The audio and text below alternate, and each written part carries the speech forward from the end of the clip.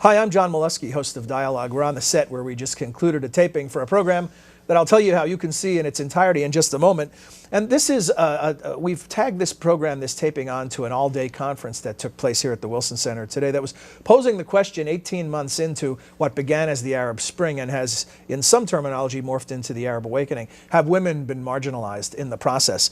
And the three women who are with us today were also participants in the larger conversation. Rend, al-Rahim, Rola Dashti, and Rangita de Silva de Alwis are with us. And I want to ask you something that sort of talked about in the dialogue program, but I never ask it explicitly, which is, are you an optimist or a pessimist about how things are going? You all made clear that we've hit some bumps in the road, that all of the initial excitement has run into some significant difficulties.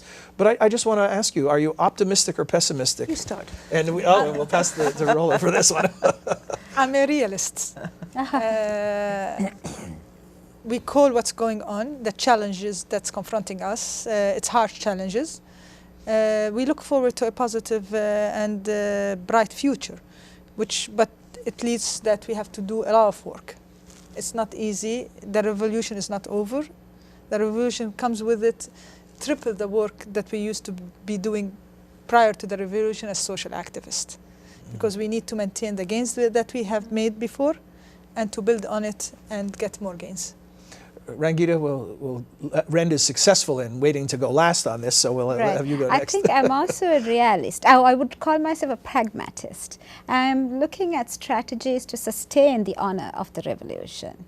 And as someone working from outside of the region, I think what we can do is to provide sustenance and support for transnational networks. I think it's an enormously important moment in the history of the women's global movement to come together to support their sisters in the Arab Awakening. Mm-hmm. And to do that in a very nuanced manner, as we discussed earlier in the day, not in any way superimposing our vision or our agenda on the players on the ground, but supporting them and facilitating their agency and amplifying their voices. So the transnational networks that the Wellesley Center supports and enhances, the transnational networks, the Women in Public Service project that the State Department and the Seven Sisters program is going to celebrate and honor, will, I think, help support women in the Arab Awakening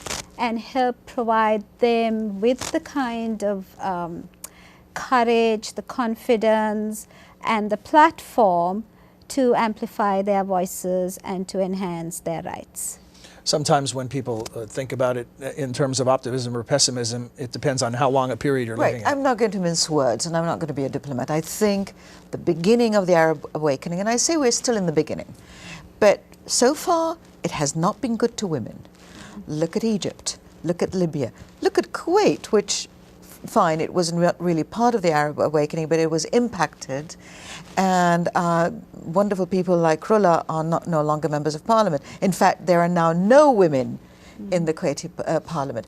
So at first blush, really these Arab Awakenings have been inhospitable to women, and they have excluded or deeply marginalized women. The only thing we can take sustenance from is to know that this is an ongoing process, that we haven't closed the door, we haven't called, we haven't drawn, the curtain hasn't come down on these Arab Awakenings, and that it is an ongoing process. As in Iraq, we have had an Iraqi awakening and an Iraqi transition for the last 9 years, and there have been, there's been cyclical, there have been changes.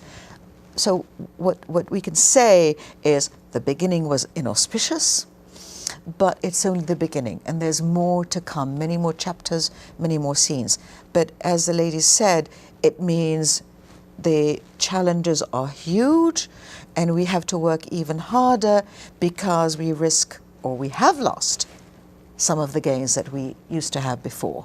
And we need to recover them, and we need to get more.